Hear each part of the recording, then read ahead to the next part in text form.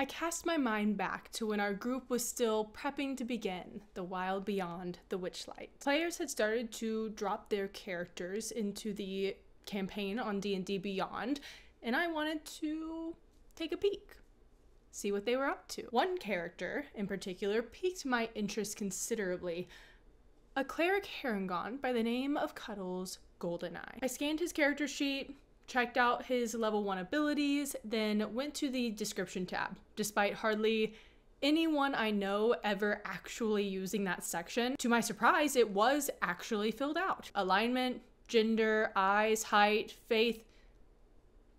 I immediately messaged the player to ask about who Kevin is, honestly expecting to learn that it was just a name he picked as a placeholder god, to which I got the answer that Kevin is, in fact, the god of chillin' out and good vibes. Legend has it that he, though once mortal, was so chill and such a good hang that the gods invited him to join their pantheon.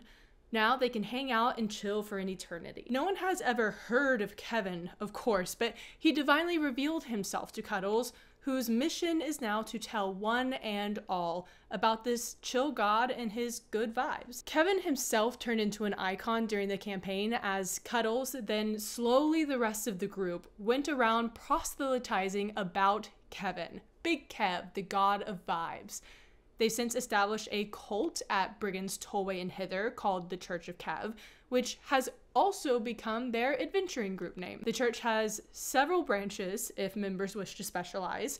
These branches include the Way of the Cog, described in the Group 1 note as basically engineering interns for the Artificer, who is a fairy determined to bring order and technology to the Feywild. The Way of the Paw, which has since merged with the Way of the Blade, which both serve to train members in combat in order to protect the vibe. The Way of the Shroom, established by the Druid to be a collection of mycologists and arborists meant to proliferate nature. And finally, the Way of the Vibe.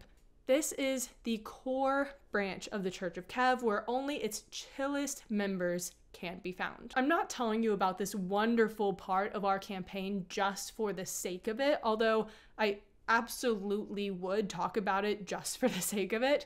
I also want you to know about Kevin, in case you're looking for a fun additional god to add to your campaign. But before I tell you about the other really cool gods that I came across, I also wanted to share a quick thought about cults in D&D. The word cult understandably conjures a dark image, but in D&D, a fantasy setting, a cult can be whatever you want it to be. Especially in the Feywild, a cult that vibes could be a fun and valuable addition to your games. Whether you're a DM creating a strange encounter or a player looking for a unique approach to clericdom. Basically, don't be afraid to start or include a cult that doesn't participate in ritual murder or seek to revive a dead god or beast. The next 3 Fey gods, each from 2nd edition, all could also serve as a great starting point to consider for your own games. Cueven is the demigod of Kilmulis, creatures whose appearances could elicit mixed reactions from players, but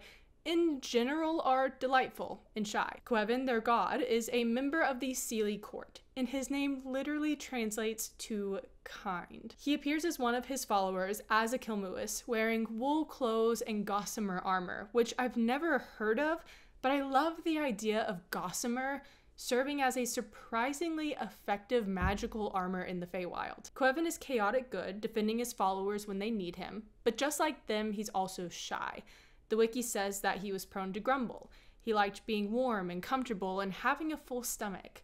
He enjoyed the taste of honey and sweetmeats. Beautiful music and the tales of bards entranced him. Basically, he's a hobbit / Pooh Bear god, or just the most relatable god in all of D&D. His followers, besides viewing him as the god of the Kilmulis, also consider him the god of food and friendship. Especially if you're playing a small Fey creature, one who loves a hobbit lifestyle of good food and cozy, peaceful vibes, Cueven could be a god worth venerating in your next campaign. Amantiancian is the eternal god of treants and deep hidden magic. His name translating to one who is slow to rouse, but is great in might when stirred to action. Also, just like classic Tolkien Ents, he's described as grave and quiet and full of wisdom. He looks like a treant, which makes sense given that that's what he's the god of, but rather than just being a treant, his core holds a magical crystal that gives him additional power, like access to the prismatic spray spell. Connected as he was to the roots of his realm, the sage of the Seelie court could hear murmurings of entities living deep beneath the surface of many worlds. He spoke with fairies and listened to the songs of the elves.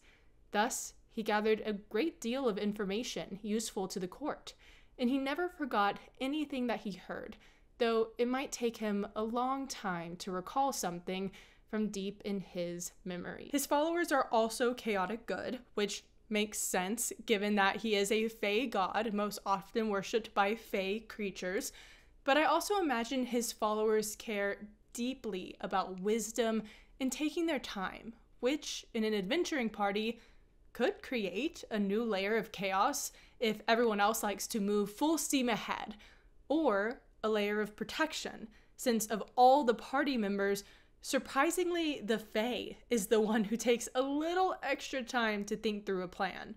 They could also value information, making them good fits for wizards who want a deity to worship.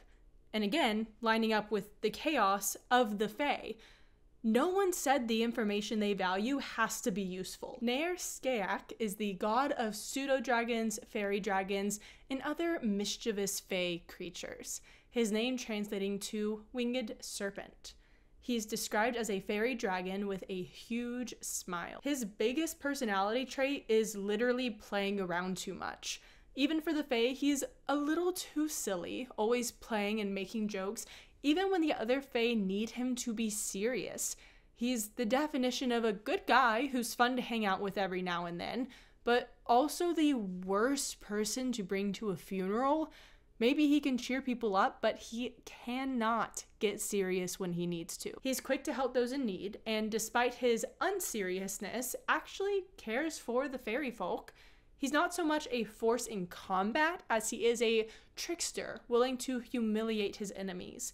And if he does need to get his claws dirty, he can turn and stay invisible while he casts spells, really making him quite powerful when paired with a blissful euphoria breath. He's worshipped by the most mischievous fae, so if you're building a character who worships him as a personal deity, they should probably be the same way. Never being serious could work against the party depending on the campaign, so don't be annoying and joke when reading the room would tell you to do otherwise. But having a character who values jokes and fun can bring that fun to an adventuring party. I also like the idea of a character who's inherently negative, never has fun, leaning toward this god as an attempt to lighten up a little. Worshipping him is like a form of self-improvement, one that could go terribly wrong when this character's first prank goes awry. Don't be afraid to start a cult, and don't feel like you have to play a cleric in order to worship a god. And also don't feel like you have to have a fae character in order for them to follow a fae god. With a good backstory, you can make almost anything work. Let me know if you'd want to implement any of these gods, including Kevin, into your own campaign, or of any other fae gods that you've played around with. Finally, a quick plug for my Patreon. This month, I plan to release 2 videos where I paint minis for Wild Beyond the Witchlight and chat about a number of topics. The videos aren't scripted and are generally much more informal than what you'll find here.